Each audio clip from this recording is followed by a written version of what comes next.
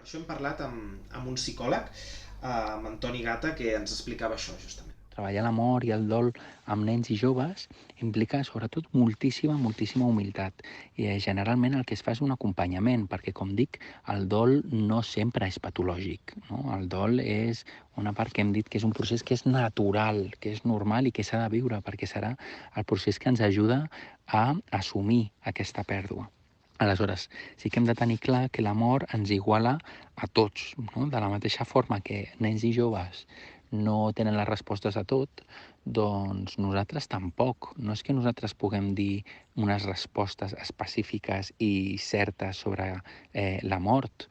Per tant, això d'aquesta manera ens iguala a tots i jo crec que és un bon moment per crear diàleg entre nens i joves, no? Quines són les seves experiències, com s'estan sentint, perquè de fet aquí serà on treballarem més. Treballarem amb la vida més que amb la mort, perquè el cervell no entén la no existència, el cervell no entén el per sempre, aquesta persona ja mai més estarà aquí, costa d'assimilar. Un altre punt que jo trobo que és superimportant és el de saber sostenir la incertesa, no?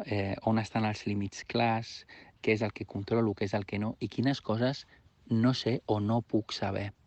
El tema de gestionar la incertesa és molt interessant, que de fet es treballa molt amb psicologia pràcticament en tot, perquè no tenim control sobre tot el que està passant, no tenim tota la informació sempre.